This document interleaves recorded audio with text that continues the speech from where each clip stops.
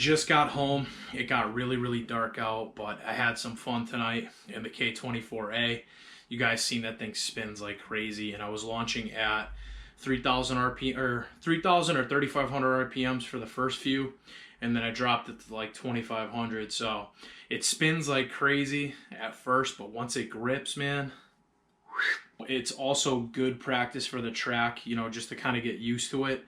But I think I need to adjust my clutch pedal still, and I need to obviously practice a lot more with launching, because with the increased torque, it's hard to like get the perfect point off from the start so that you aren't spinning like crazy and you can grip and stuff. So I'm still working on that, guys. A lot of people asking, you know, when am I going dyno tune, or, you know, what's next for the K24.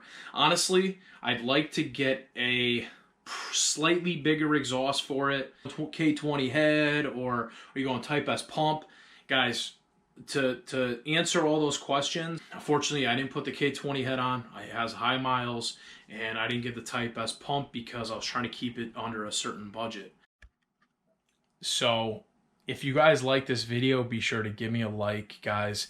If we can reach, we'll say, good stats on this video, like good interaction, and I may plan a nice burnout for you.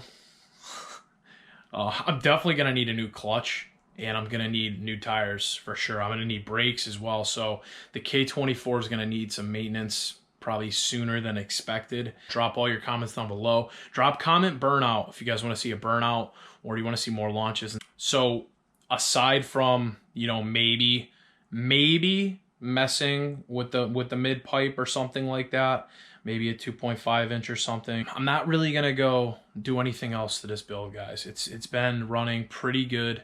I already know what I need to do for the next build, and the next build's going to be a lot more powerful. So ultimately my plan right now is to keep the 24 kind of the way it is. It's got a nice cold air on it. It's got a nice header on it, E-tune, you know, mounts, etc. So